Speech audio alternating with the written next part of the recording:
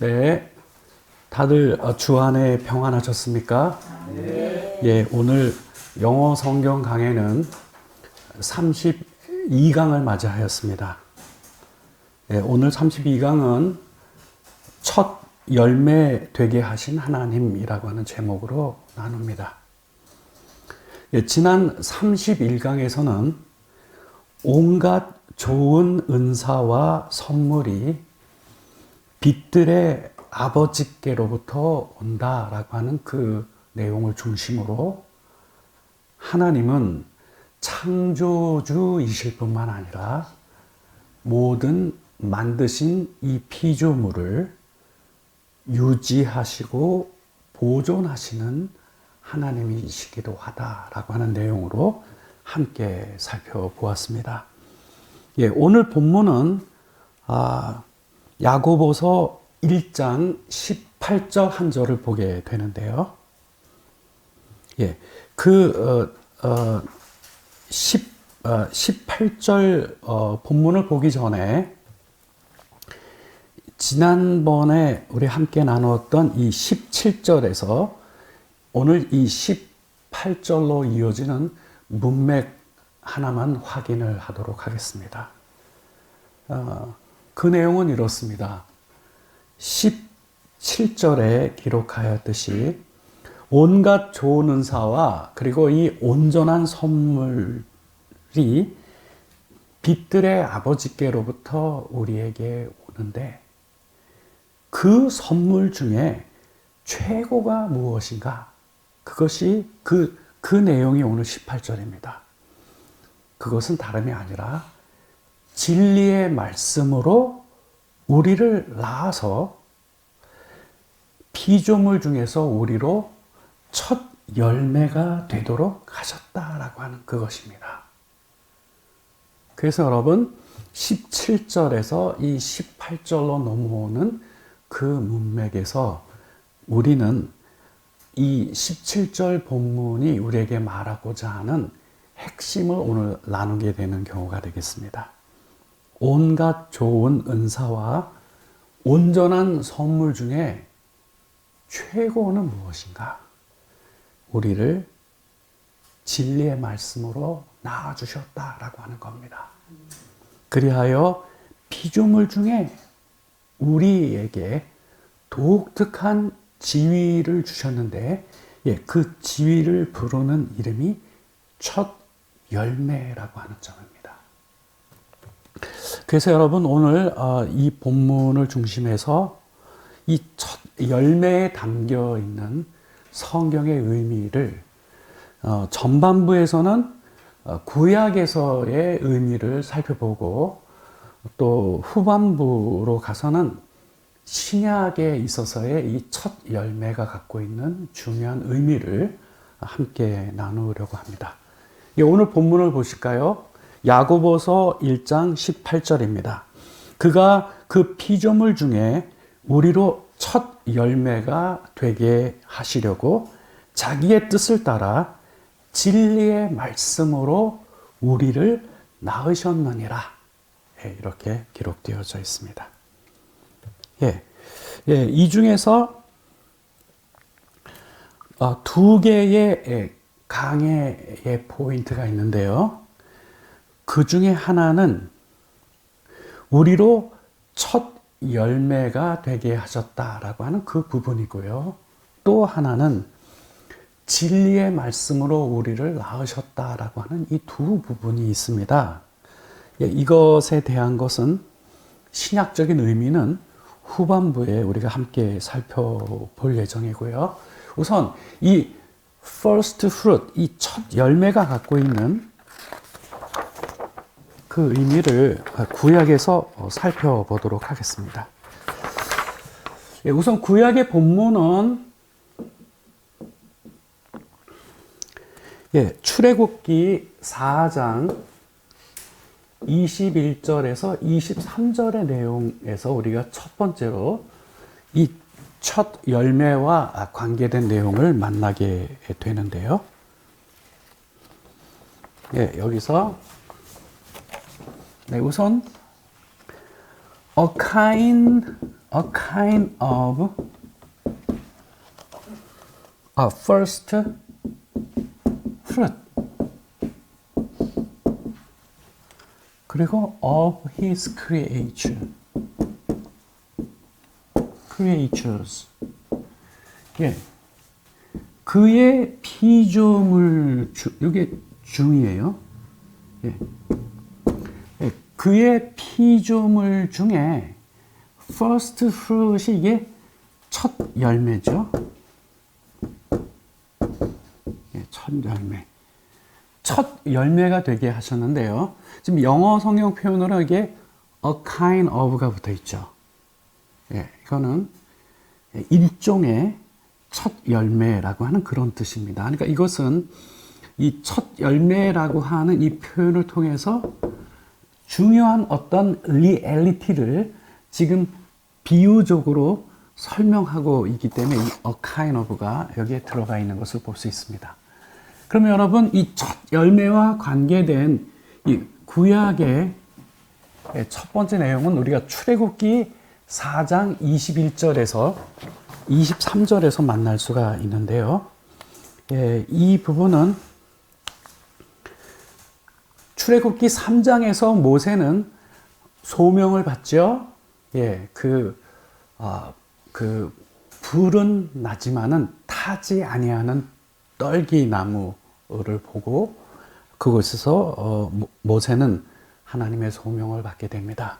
그리고 이 오늘 본문 출애굽기 4장 21절과 23절에는 이제 애굽으로 돌아가서 모세가 해야 될 중요한 미션에 대한 설명을 하나님께서 예시하고 있는 장면이 등장합니다.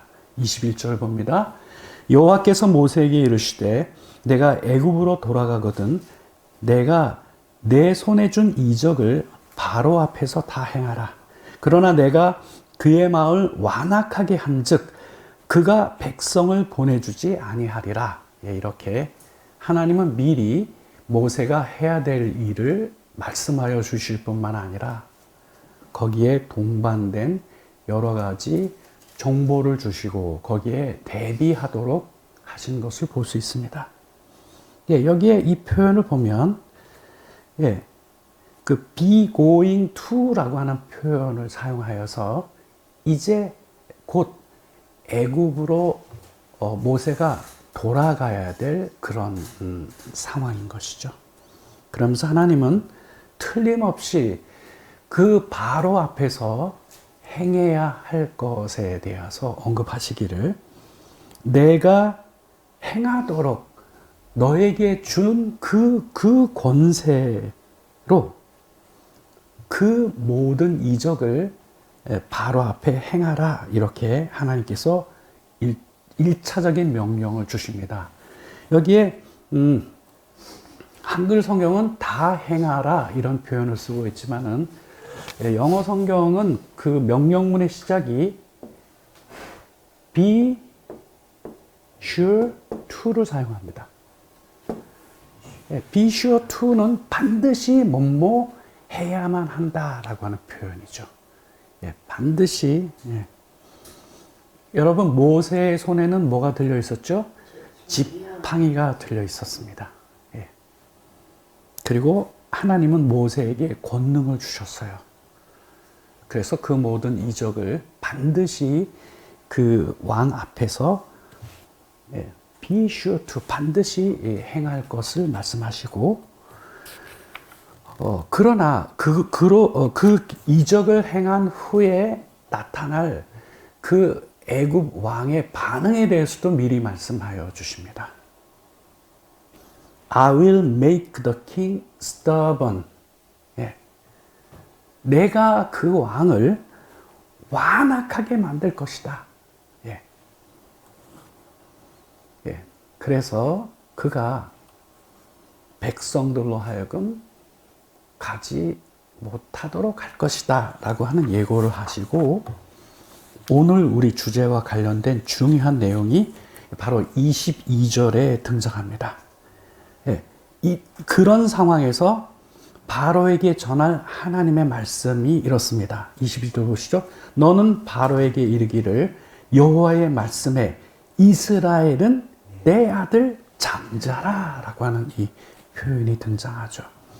여러분, 첫 열매라고 하는 것은 한 패밀리로 보면 제일 먼저 태어난 맞이가 바로 장자가 바로 첫 열매에 해당이 됩니다. 여기서 하나님께서는 이스라엘과 하나님과의 이 독특한 관계를 말씀하시는 내용이 여기서 등장합니다. 이스라엘은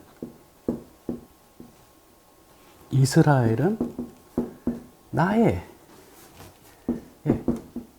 first born son, 장자라고 하는 거죠. 처음 태어난 아들이다. 여러분, 구약에 있어서 이 첫 열매라고 하는 것의 가장 중요한 핵심 개념은 곧 하나님의 것이다 라고 하는 것입니다. 네. 그래서 하나님은 이스라엘이 나하고의 어떤 관련성에 있냐 하면은 이스라엘은 나의 장자다라고 하는 것을 선언하여 주신 것이죠. 여러분, 그 애굽이라고 하는 것은 이 세상을 상징합니다. 이 세상 전체를. 그 중에서도 하나님은 특별한 이스라엘 백성들을 선택하셨죠. 그리고 이 선택을 하신 중요한 목적은 제사장 나라로 만들어서 거룩한 한 민족을 형성케 하셔서 온 인류가 바로 이들을 통하여 하나님의 복을 받을 수 있는 그와 같은 위치의 이스라엘 백성들을 하나님께서 세우신 것을 우리가 구약에서 볼 수 있습니다. 근데 지금 이 장면, 이 출애굽의 지금 이 장면은 바로 그 이스라엘 백성들이 하나님께 속한 독특한 이 백성들이 탄생하게 되는 그 과정에서 등장하고 있는 중요한 표현인 것이죠. 23절로 갑니다. 내가 내게 이르기를 내 아들을 보내어 주어 나를 섬기게 하라 하여도 내가 보내주기를 거절하리니 내가 내 아들 내 장자를 죽이리라 하셨다 하라 하시니. 여러분, 애굽에 내린 마지막 재앙이 장자의 죽음이죠. 근데 왜 하필이면 장자가 죽습니까? 이스라엘은 지금 하나님에게는 어떤 위치냐 하면 장자인 입장이죠. 근데 그 장자를 내어달라고 하였는데 거부를 하죠. 그렇죠? 그러니까 누가 죽습니까? 애굽의 장자들이 죽습니다. 여기까지는 출애굽 전에 기록되어 있는 내용에 해당이 되는 것이고요. 자, 이게 계시는 점진적입니다. 그래서 말씀을 뒤로 이어가면 하나님의 이 첫 열매, 즉 이 장자에 대한 그 하나님의 그 섭리는 점점 시간이 지날수록 구체화됩니다. 자, 이번에는 어디로 가볼 예정이냐 하면요. 13장으로 가려고 합니다. 출애굽기 13장. 출애굽기 13장 1절과 2절의 본문을 가면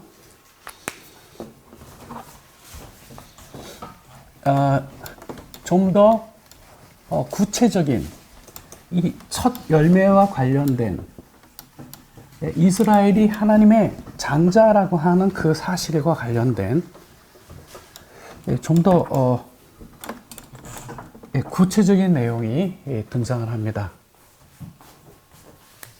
13장 1절입니다. 여호와께서 모세에게 일러 이르시되 이스라엘 자손 중에서 사람이나 짐승을 막론하고 태에서 처음 난 모든 것들을 다 거룩히 구별하여 하나님께 돌리라. 왜 이렇게 해야 되느냐? 이는 내 것이니라 하시니라. 처음 난 것들을 거룩히 구별하여 하나님 앞에 드려야 되는 당연한 이유는 그들은 누구의 것이에요? 하나님의 것이기 때문에 그렇습니다. 여기에 보면 처음 난 모든 것들을 구별하여 나에게 돌리라.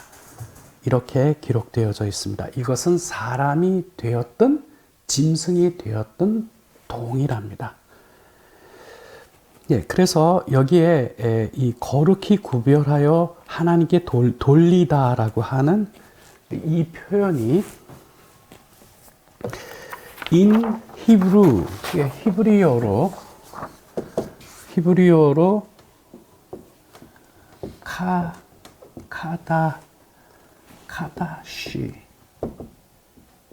카다시인데요. 이거는 이게 이제 이 내용이 무엇인가라고 하는 것은 두 개의 표현을 동시에 이어서 이해했을 때 제대로 이해할 수 있게 됩니다. 우선 첫 번째 개념은 set apart예요. set apart라고 하는 이 표현은 이거는 구별하다.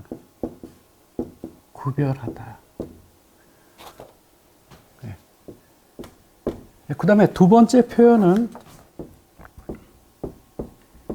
make it holy by giving to God.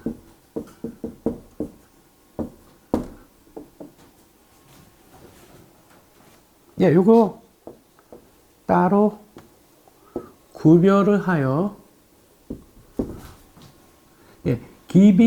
by giving to God.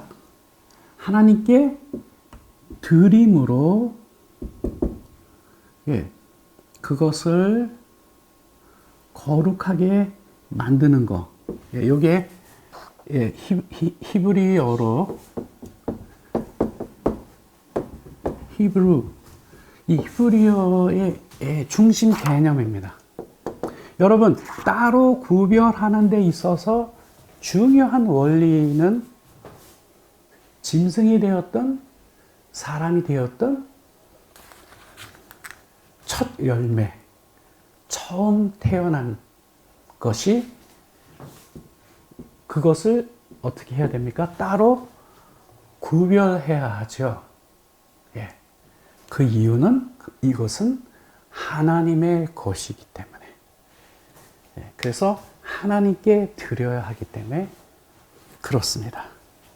그래서 여러분, 이 본문을 보면 이스라엘 백성 중에서 처음 태어난 것은 사람이 되었든 짐승이 되었든 다 상관없이 여기에 그 앞에 긴 주어가 쭉 전개되고 여기에 mine, mine로 끝나죠. 나의 것이다. 하나님의 것이에요. 여러분, 우리가 하나님께 소속된 그와 같은 위치에 서게 된다라고 하는 것은 놀라운 은혜가 아닐 수가 없습니다. 만 백성들 중에서 특별히 이 그리스도인이 된다라고 하는 것은 이 놀라운 은혜입니다. 여러분, 오늘 이 본문에서 즉 출애굽기 13장 1절과 2절에서는 우리가 무엇을 알 수 있냐 하면은 이제 구체적으로 하나님께서 이 처음 난 것을 따로 구별하여 하나님께 드려야 할 것을 말씀하시면서 그 이유는 바로 그 첫 태생은 바로 mine, 나의 것이기 때문에 그런 겁니다. 여러분, 그렇기 때문에 우리가 하나님하고의 관계에 있어서도 우리가 조심해야 될 것은 하나님의 것을 우리가 대단히 중요하게 여길 줄 알아야 돼요. 근데 조금 이따 좀 더 부연 설명을 하겠지만은 이 하나님께서 우리에게 주신 이 중요한 원칙은 구약뿐만 아니라 지금 신약 시대를 사는 우리에게도 이거는 동일하게 흐르는 맥락이 있는 것입니다. 자, 그러면 이제 한 단계 더 들어갑니다.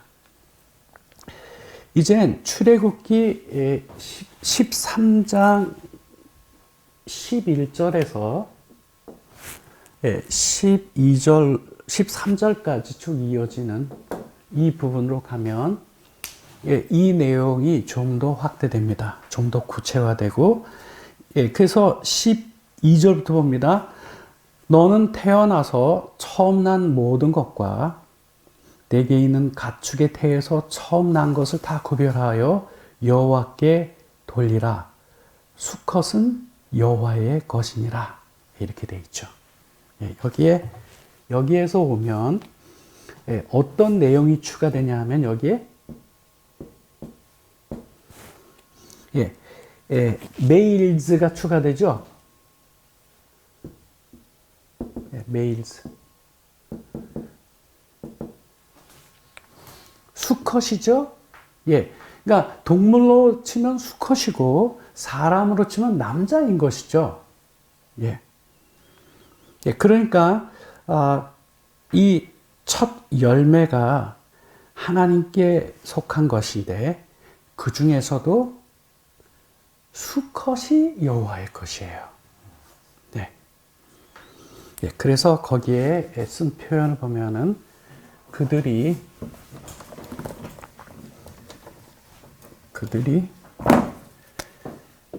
shall be the Lord를 이렇게 주라고 하는 Lord를 전부 캐피털로 쓰다 여호와를 대신해 쓰는 겁니다. 여호와의 것이다 하는 거예요.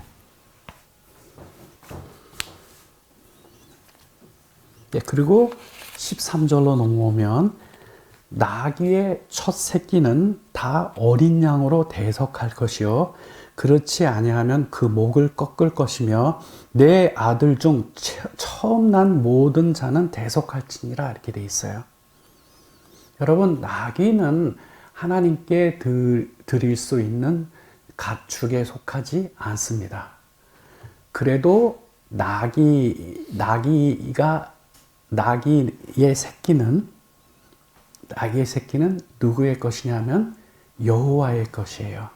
그렇기 때문에 나귀로 드릴 수가 없기 때문에 무엇로 대신하냐면 어린 양으로 대신해야 합니다. 근데 만일에 그 집안의 형편이 어린 양을 하나 사서 자신에게 태어난 이 나귀 새끼를 대속할 수 있는 능력이 없으면 어떻게 하라고요? 그 목을 꺾어라고 말씀하신 것이죠. 여러분, 이것이 뭐냐 하면은 하나님은 자신의 것을 철저하게 지금 관계하고 있다라고 하는 사실을 우리가 알아야 합니다.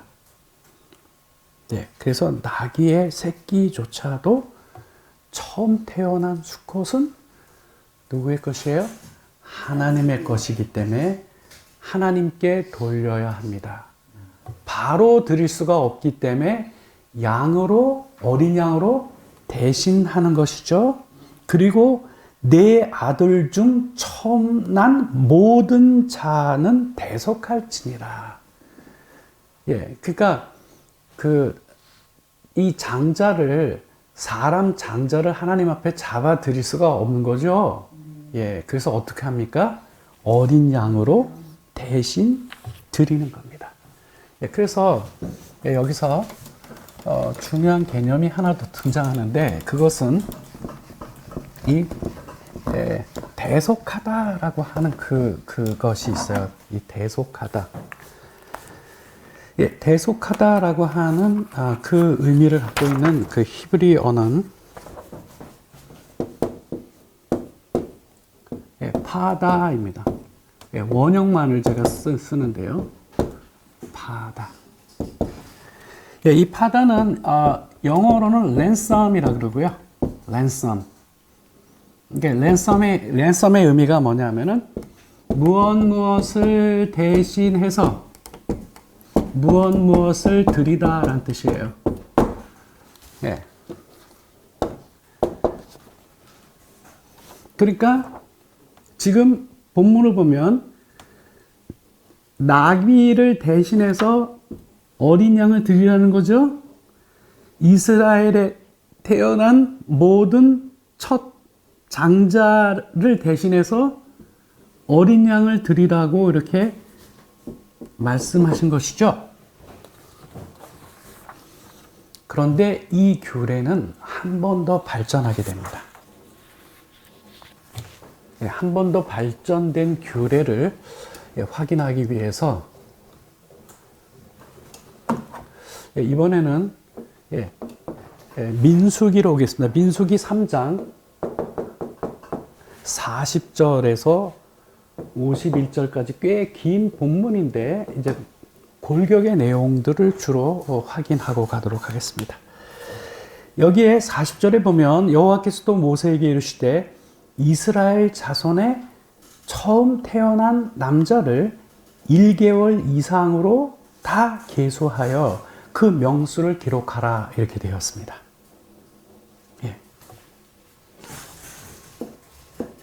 예. 한 달 된 거를 1 month old라 그래요. 이게 한 달 된 베이비. 예. 또는 영어 표현으로는 여기에 그 older를 붙여서 그 이상이죠. 그러니까 우리 한국말로는 한 달 이상 된. 예. 이스라엘 온 족속에서 처음 태어난 한 달 1개월 이상 된 남자아이를 계수하라고 계수하여 그 명수를 기록하라 이렇게 명령이 내려옵니다. 그래서 모세가 이 사람들의 명단을 다 작성합니다. 그리고는 하나님이 무엇을 선언하냐면은 I claim. 이 claim이라고 하는 것은 자신의 마땅한 권리를 주장하다라고 하는 동사거든요. 이 claim이 하나님이 무엇을 주장하냐면은 all the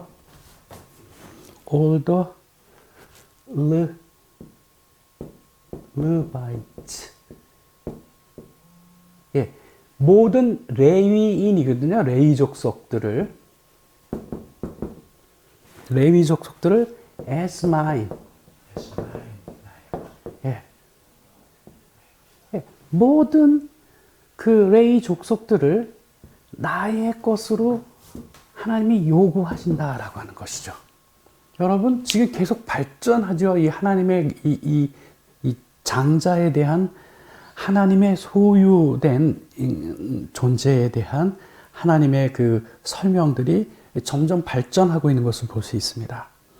그러니까 여러분, 조금 전까지는 이 랜섬의 방식을 취했어요. 그 이스라엘 족속에게서 난 장자를 대신해서는 양을 드릴 것을 말씀하셨는데, 지금 민수기에 오게 되면은 이제는 하나님의 방식을 바꿔서 그 모든 장자 대신에 누구를 받습니까? 레위 족속을 받은 것이죠. 그래서 여러분, 레위 족속은 이스라엘의 모든 집안에 누구를 대신합니까? 장자를 대신합니다. 오늘날 레위 지파는 성전에서 여러 가지 봉사의 일을 하는 직책을 갖고 있죠. 예.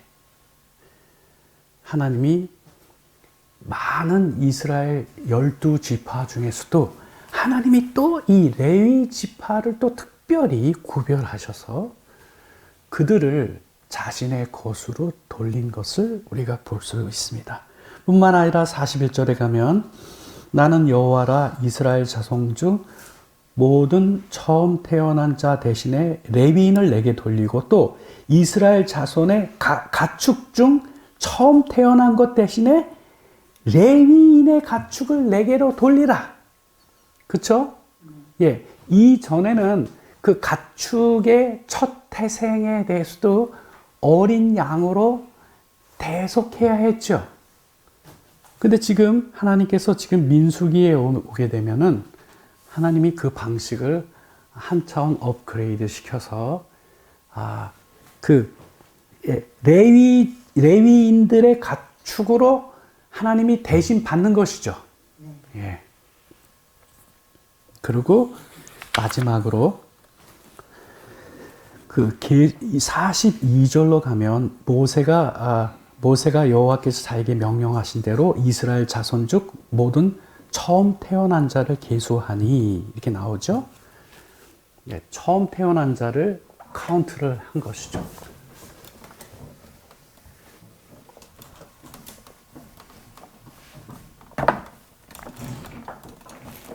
예, 처음 태어난 자를 카운트를 했더니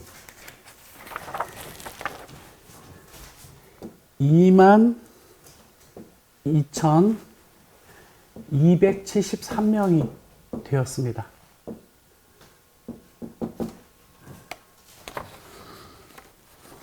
그리고 이 숫자와 46절에 가면 그 레위 족속의 숫자를 비교해 보았더니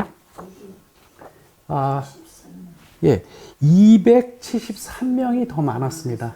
예. 273명이 레위 지파의 숫자보다 더 많아서 하나님은 이 각각에 대해서는 은 5세계를 속전으로 지불하라고 명령하십니다. 그리고 여기서 모두 1365세계를 거두어서 요거는 아론과 그 아들에게 돌립니다. 이 하나님의 이러한 그 섭리와 계획을 보면은 너무나도 놀라운 방식으로 역사하고 작용합니다. 여러분, 정리를 하면 이렇습니다. 애굽 백성으로 태어나지 아니하고 이스라엘 백성으로 태어난 것이 그 얼마나 놀라운 은혜입니까? 한 번 더 갑니다. 이스라엘 백성 중에서도 레위 지파로 태어난 게 그 얼마나 큰 은혜입니까? 그 중에서도 아론의 자손의 영광은 얼마나 더 귀한 것입니까? 이 모든 것들은 그 어느 누구도 사람의 뜻으로 되지 아니하고 전부 하나님의 선택과 섭리와 계획으로 된 일이기 때문에 그렇습니다. 오늘날도 교회에서 여러 가지로 수고를 하고 있는 이들은 하나님의 백성들 중에서도 누구와 방불한 그 역할을 하고 있는 거냐면 레위 지파와 방불한 역할을 하고 있는 것입니다.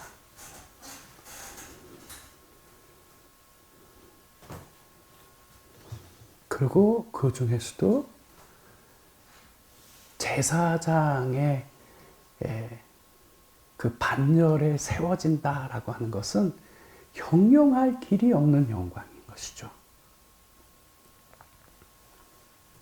그래서 여러분, 우리가 이 구약의 메시지를 통하여 우리가 확인하게 되는 것은 이 첫 열매라고 하는 것.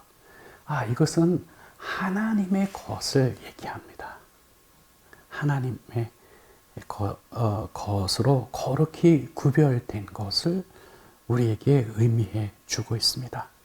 그래서 구약에는 하나님께서 이스라엘을 자기의 백성으로 불러주셨죠. 그리고 그 백성들을 제사장 나라로 삼으셔서 거룩한 한 민족을 이루게 하셨습니다. 그리고 그 안에 또 하나님께서 구별한 그런 시스템이 있었습니다. 근데 이제 신약을 오게 되면은 이 구약에 있던 하나님의 이 섭리는 더 구체적이 됩니다.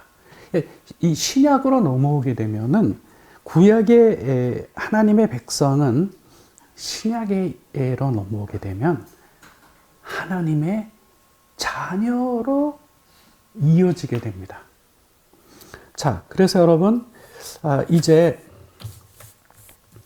우리가 오늘 주 본문이 되겠지만 이제 후반부에 바로 이 첫 열매와 관련한 신약적인 의미를 우리가 함께 살펴보도록 하겠습니다.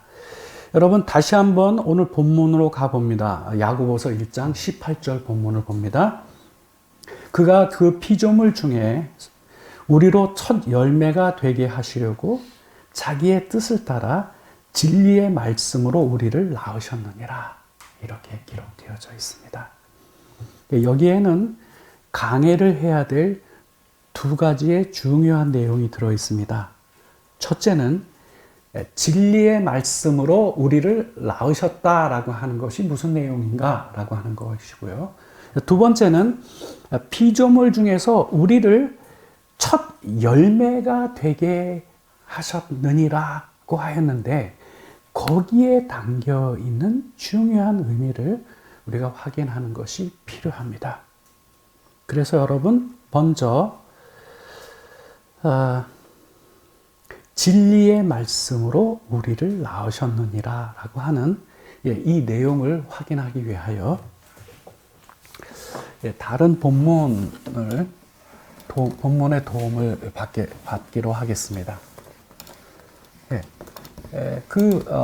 결론부터 말씀드리면 진리의 말씀으로 낳았다라고 하는 것은 곧 거듭난 것, 즉 중생을 말하는 표현입니다. 중생.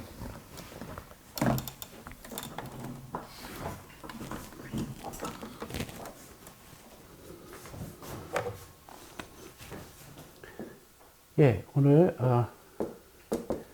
베드로전서 1장 23절에서 25절 본문의 빛으로 진리의 말씀으로 우리를 낳으셨느니라 라고 하는 이 내용을 우리가 확인해 보도록 하겠습니다.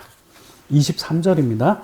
너희가 거듭난 것은 썩어질 시로 된 것이 아니요 썩지 아니하시로 된 것이니 살아있고 항상 있는 하나님의 말씀으로 되었느니라 이렇게 되어져 있습니다. 너희가 거듭난 것은 거듭난 것. 거듭난 것. 이게 이게 이제 야고보서의 본문의 내용에는 진리로 나았다라고 하는 표현과 같은 것을 말하고 있는 것입니다. 우선 이거를 정해 놓고 보겠습니다. 너희가 거듭난 것은 어떻게 나았느냐? 결론을 말씀드리면 살아있고 항상 있는 하나님의 말씀으로 된 것이다 라고 하는 것이죠. 여기에 아주 중요한 두 가지를 대비를 하고 있습니다. not, but. 이 두 가지를 대비해서 A가 아니라 B로 거듭난 것이다 라고 이렇게 표현한 겁니다. 여기에 앞에 A가 아니다, 이 A에 걸려 있는 것은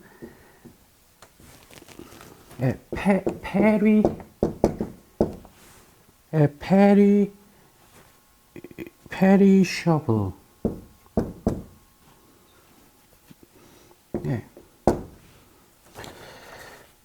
이 perishable이란 사라지는. 여기에 seed가 여기 같이 연결이 되어 있어요. 이쪽에는 but of imperishable.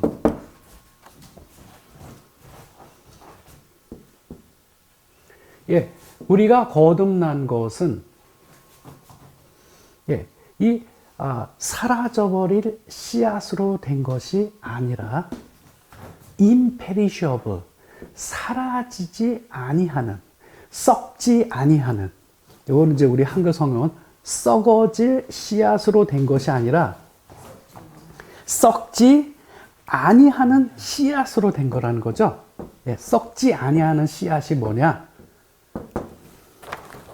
항상 살아있고 항상 있는 하나님의 말씀이 바로 imperishable seed입니다.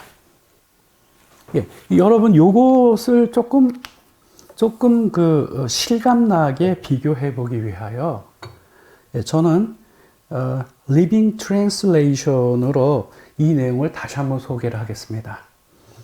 여기 보면 너희가 거듭나게 되었는데, 그렇다면 거듭났으면 이제 너희에게는 이제 새 생명이 있게 된 것이다 라고 하는 거죠. 그런데 이 새 생명으로 말할 것 같으면 썩어질 씨로 된 게 아니라 썩지 아니할 씨로 된 것이다 라고 하는 거죠. 이 썩어질 씨앗은 뭐죠? 부모님들로부터 전에 받은 생명이죠. 이거는요, 썩어질 것은. 그러니까 그 새 생명은 너희의 부모로부터 너에게 전해진 것이 아니다. 왜 그러느냐? 부모들이 너희에게 준 그 생명은 곧 사라져 버릴 생명이기 때문이다. 그러나 너희가 거듭나서 지금 너희에게 있는 이 새 생명은 그것과 다른 것이죠. 어떤 씨로 된 거냐면 결코 사라져 버리지 아니할 그 씨앗으로 된 것인데, 이 씨앗이 무엇이뇨? 하나님의 영원히 살아계시는 그 말씀으로 된 것이다 라고 하는 것이죠.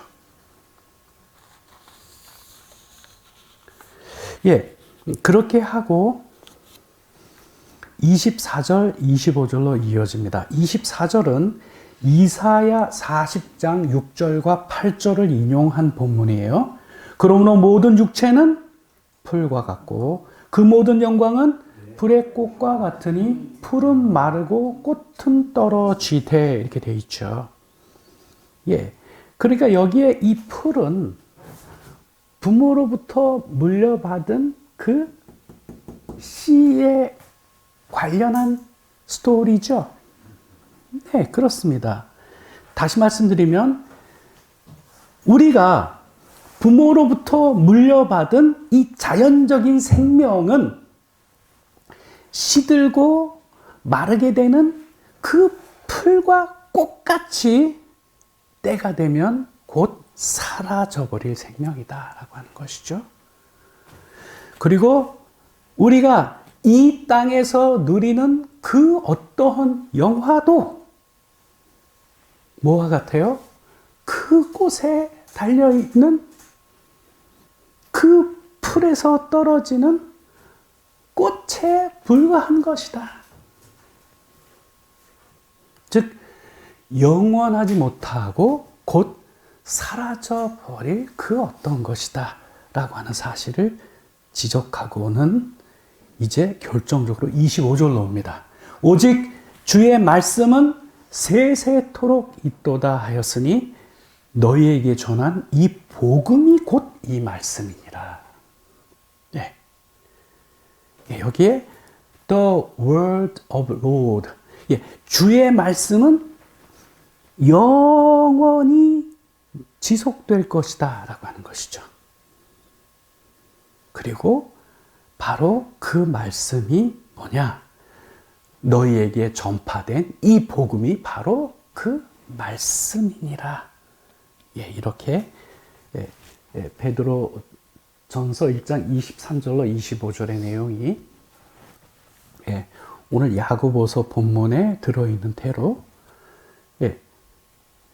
우리에게 필요한, 즉 진리의 말씀으로 우리를 낳으셨다라고 하는 그 내용이 무엇인지를 우리에게 알려주고 있는 것이죠. 여기에 말한 진리의 말씀은 곧 복음인 것이죠. 복음으로 우리를 낳으셨다라고 하는 이 복음을 통하여 우리는 새 생명을 얻게 되었다라고 하는 것이죠. 이 생명은 영원한 생명이라고 하는 것이죠. 그 다음에 이제 그 다음 강의 포인트로 가겠습니다. 두 번째 강의 포인트는 오늘 설교의 가장 중요한 핵심이기도 한데요. 그 야고보서 1장 18절 중에서 우리로 첫 열매가 되게 하시려고에 해당되는 바로 그 부분입니다. 즉 우리로 하여금 피조물 중에서도 첫 열매가 되게 하신 하나님의 그 의도가 어디 있는가? 우리가 이것에 대한 구체적인 내용을 얻기 위해서는 로마서의 도움을 받을 필요가 있습니다.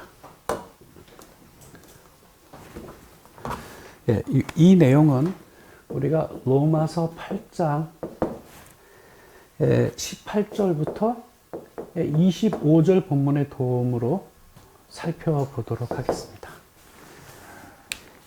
야고보서에서는 분명히 그 피조물 중에서 우리로 첫 열매가 되게 하시려고 자기의 뜻을 따라 진리의 말씀으로 우리를 낳으셨다 하였습니다. 결론부터 말씀드리면 이 첫 열매가 우리로 첫 열매 되게 하신 것은 타락한 이 모든 피조 세계를 다시 회복하시는 하나님의 놀라운 계획과 관련이 되어 있습니다. 그것이 로마서 8장 18절과 25절이 우리에게 주는 중요한 내용입니다. 자, 그러면 여러분 이 본문을 차례차례 살펴보도록 하겠습니다. 18절을 먼저 봅니다. 생각하건대 현재의 고난은 장차 우리에게 나타날 영광과 비교할 수 없도다. 여러분 지금 현재에는 지금 여기 고난이 있어요. 그리고 장차 나타날 영광이 있습니다. 바울은 이 두 가지를 비교했을 때 현재의 고난이라고 하는 것은 장차 우리에게 나타날 영광과는 비교가 안 되는 것이다 라고 하는 사실로 우선 18절 본문이 시작을 합니다. 여러분 중요한 것은 이 표현에 있듯이 지금 현재 우리에게 고난이 있습니다. 고난이 있어요. 그러나 장차 도래할 영광과는 비교가 되지 아니한다라고 이렇게 하면서 바울은 이거는 선언이고요. 이 뒤로는 그 선언을 뒷받침하는 내용을 계속 이어 나옵니다. 이에 대하여 이어지는 자세한 설명을 이 다음 절부터 살펴보겠습니다. 19절 보실까요? 피조물이 고대하는 바는 하나님의 아들들이 나타나는 것이니라 이렇게 되어 있어요. 예.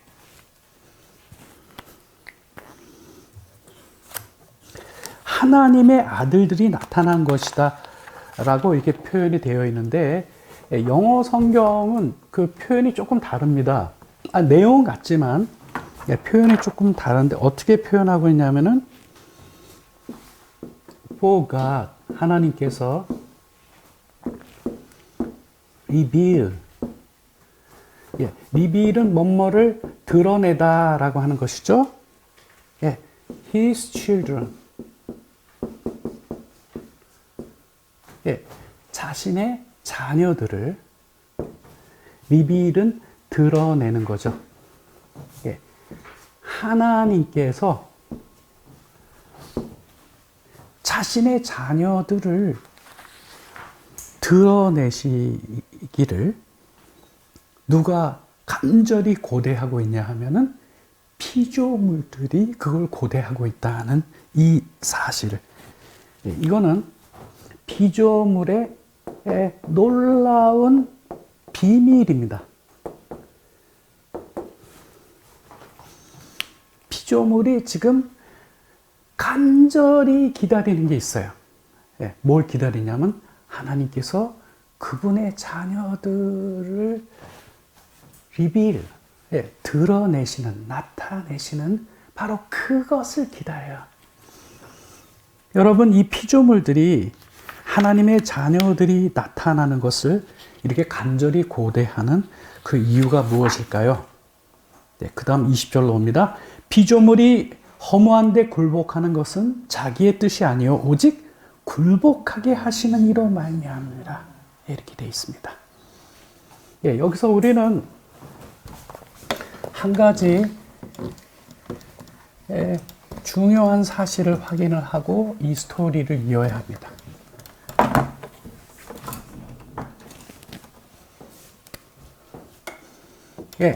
이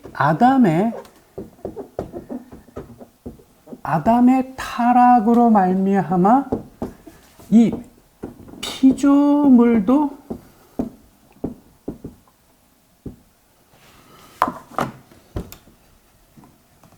피조물의 의사는 물어보지도 않으시고 피조물도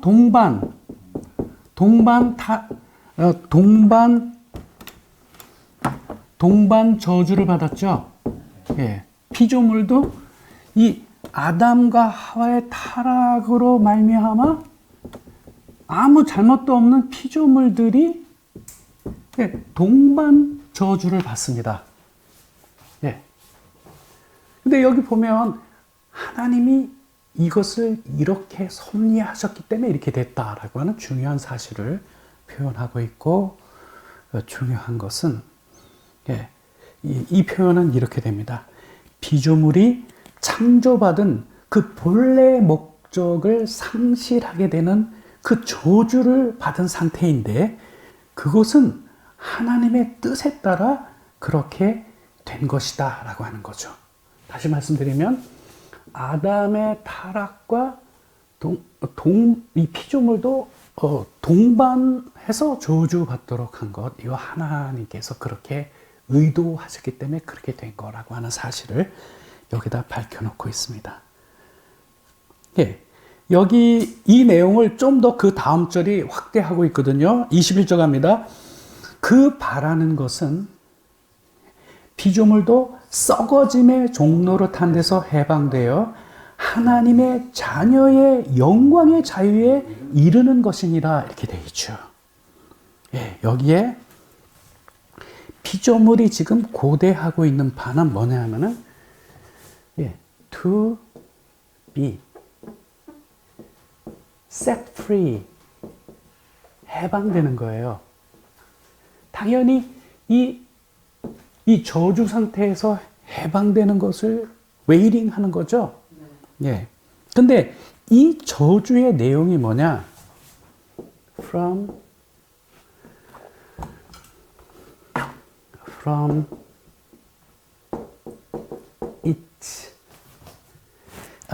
its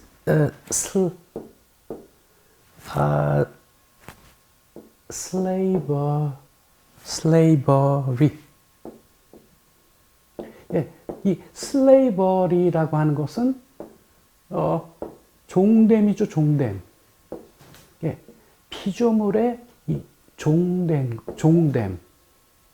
예, 이게 무엇에 종된 거냐 하면은 to decay. 썩어지는 것이요. 썩어지는 것에 종노릇 하는 것으로부터 어떻게 해요? 해방되기를 간절히 기대하는데, 여러분, 하나님께서 아담의 타락과 더불어서 피조물도 동반 저주 상태에 놓이게 한 중요한 의도는 이들이 다시 회복될 때 피조물은 따라서 이 저주로부터 해방되도록 섭리하신 것이죠. 그것을 피조물이 알기 때문에 피조물이 지금 간절히 기다리고 있는 것은 뭐냐? 하나님의 아들들이 나타나는 것을 지금 간절히 고대하고 있다라고 하는 사실을 우리에게 알려주고 있습니다. 예, 여러분, 피조물이 받은 그 저주의 내용은 썩어지는 것에 종노릇하고 있는 것을 말합니다. 거기에서 해방이 되어 하나님 자녀들의 그 영광스러운 그 자유를 함께 누리게 되는 바로 그 날을 기다리고 있다는 것이죠. 정리하면 이렇습니다. 피조물이 그 날을 그렇게 기다리는 것은 하나님의 자녀가 그 영광의 자유를 누리는 그 날이 와야 피조물도 동반하여 그 하나님의 자녀들과 함께 그 영광의 자유를 누릴 수 있기 때문인 것이죠. 이것이 무엇입니까? 하나님의 의도하심인 것이죠. 그래서 피조물은 그날을 간절히 기다립니다. 22절 보시죠. 피조물이 다 이제까지 함께 탐식하며 함께 고통을 겪고 있는 것을 우리가 아느니라. 이렇게 되어 있죠. 여러분, 여기에 탄식도 어떻게 해요? 함께 탄식하고, 고통을 겪는 것도 어떻게 해요? 함께 고통을 겪는 것을 우리가 아느니라. 이렇게 되어 있죠. 여러분, 피조물의 썩어짐의 이 종노릇을 좀 더 구체적으로 확인을 할 필요가 있어요. 그래야 실감이 나기 때문에. 이 썩어짐의 종노릇이라고 하는 것은 이렇게 표현될 수 있습니다. 모든 animals, 동물들과 그리고 plants, 식물들, 이 식물들이 지금 suffering, 지금 고통을 받고 있거든요. 지금 고통을 받고 있어요. 어떻게 고통을 받고 있냐면 여기에 우리가 두 가지를 주목해야 돼요. A and B. 하나는 질병이고요. 또 하나는 죽음이에요.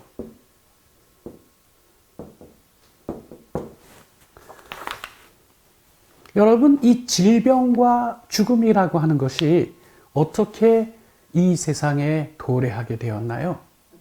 타락의 결과물인 것이죠. 근데 이 사람에게만 질병과 죽음이 온 것이 아니라 피조 세계에도 이 현상이 나타나게 된 것이죠. 그렇죠, 여러분? 네. 예, 동물들도 식물들도 질병을 앓고 그리고 죽죠. 네. 예, 죽는 일이 있습니다.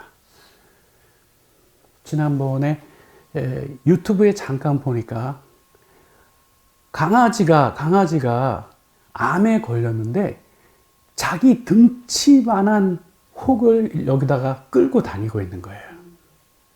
사람들이 너무 불쌍해가지고 그거를 이제 신고해서 수술을 시켜갖고 회복하는 그 과정까지가 그 감동 있게 촬영된 장면을 볼 수 있었는데, 여러분 바로 그런 겁니다. 이 질병과 이 죽음으로 인하여 지금 현재 이 피조 세계 전체에 뭐가 있죠? 고통과 아픔이 있습니다. 우리 사람들뿐만 아니라 피조 세계 전체가 그렇게 되어 있습니다. 23절 보겠습니다.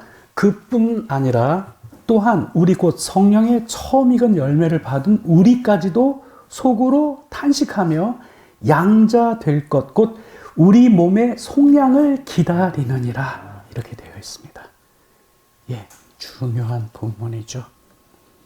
이렇게 창조물 뿐만 아니라 성령의 첫 열매가 있는 우리들도, 예, 우리들이 하나님의 아들들로 양자가 되기를 간절히 기다리는 동안, 예, 여기에 grown inwardly, 내적으로 신음을 하고 있다라고 하는 표현을 하고 있는 거예요. 예, 이 신음이라고 하는 것은, 예, 질병과 죽음으로 인한 고통과 아픔이 있는 거죠. 예. 예, 그래서 여러분 이 표현을 리빙 바이블을 통해서 중요한 핵심 두 가지를 확인을 하고 정리를 하겠습니다. 예, 이 23절의 본문에서 우리가 보아야 할 것은, 심지어 우리 그리스도인들조차도 지금 아픔과 고통에서 놓여나기를 신음하고 있는 것입니다. 예. 뭐를 우리가 기다리고 있냐 하면은, 하나님의 뭐가 되는 거예요? 양자 되는 거를 기다리죠. 양자. 그 표현을 리빙 바이블은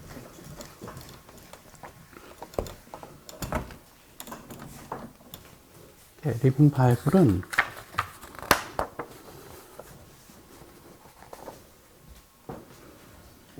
our who light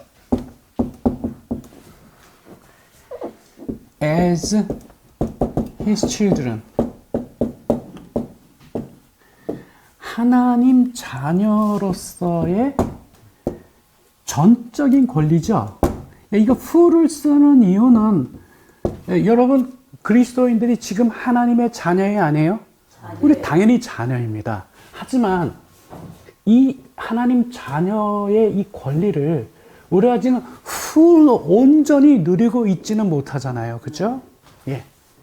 예. 그렇기 때문에 이 하나님의 양자가 된다라고 하는 것은 곧 하나님의 자녀로서의 충만한 그 권리를 우리가 누리는 그 날을 기다리고 있는 것이죠. 그러면 여러분, 여기에 포함되어 있는 중요한 팩트가 있어요. 이 full light 속에 된 것은 여기에 including, 여기에는 다음과 같은 것이 포함되어 있다는 거죠. 예, 여기에 뭐가 포함되어 있냐면 new bodies. 예, 새로운 몸, 영화로운 몸이 포함되어 있는 거예요. 여기에요. 근데 이것은 하나님께서 promised path. 이게 수식어로요. 하나님께서 우리에게 약속하신 new body, 새로운 몸도 포함이 되어 있다라고 하는 거죠. 네. 그리고 이 뒤에 붙어 있는 것이 결론으로 등장합니다. 뭡니까? 이 몸으로 말할 것 같으면 bodies, 여기 하이픈하고, 즉 이 몸은 will never be sick again. 예, 결코 다시 아프지 아니하고, 하나도 뭐 있겠어요? never, 네, 결코 죽지 아니하는. 예, 이 몸이 어떤 몸이냐면은 결코 다시 아프지 아니하고 결코 죽지 아니하는 the new body, 그 몸이 여기에 포함되어 있는 거죠. 우리가 그 날을 기다리고 있는 것입니다. 이제 그와 같은 사실을 확인한 후에 바울은 다음과 같은 두 절로 마지막 다짐을 붙여놓습니다. 24절에 우리가 소망으로 구원을 얻었음에 보이는 소망이 아니니 보는 것을 누가 바라리요. 만일 우리가 보지 못하는 것을 바라면 어떻게 해요? 참음으로 기다릴지니라. 예, 이게 중요한 결론입니다. 예, 영어 성경은 아직 발생하지 않은 어떤 것에 대하여 우리가 계속적으로 하나님을 의지해야 한다면 그것이 우리에게 가르쳐주는 중요한 교훈이 무엇이뇨?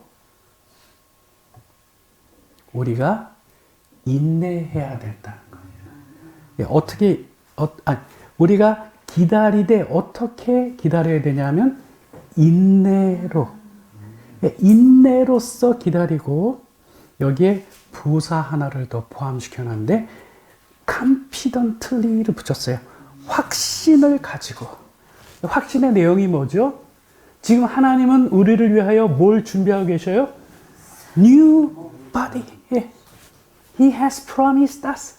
하나님이 우리에게 약속하신 그 new body, 이 몸은 다시는 아프지 아니하고 결코 죽지 아니하는 이 영화로운 몸을 우리에게 주실 것이죠. 예, 이게 이것에 대한 confident, 확신을 가지고 wait, 기다려야만 하느니라 라고 말씀이 맺고 있습니다. 여러분, 요 말씀과 관련해서 구절 하나만 참고하고 말씀을 마치겠습니다. 히브리서의 표현으로 방금 전에 우리가 나눈 25절의 내용을 좀 더 확인하면 이렇습니다.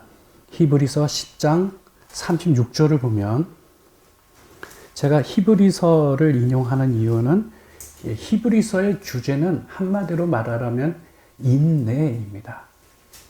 히브리서 10장 36절에 이렇게 기록되어 있습니다. 너희에게 인내가 필요함은 너희가 하나님의 뜻을 행한 후에 약속하신 것을 받기 위함이라.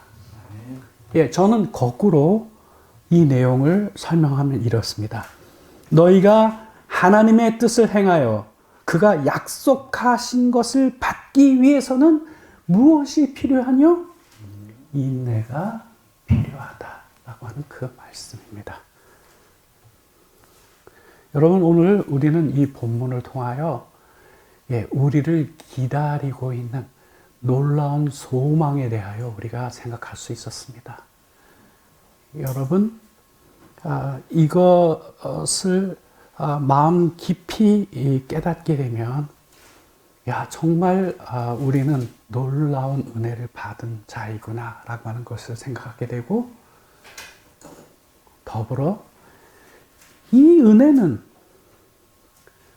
나뿐만 아니라 아직 이것에 대하여 모르고 있는 이들에게 꼭 전해 주어야 하겠구나 라고 하는 그 생각에 바로 연결이 됩니다.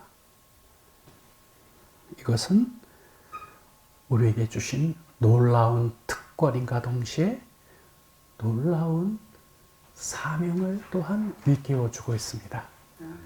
오늘도 이 말씀을 함께 나누시는 여러분 모두에게 이 은혜가 다 함께 하시기를 바랍니다.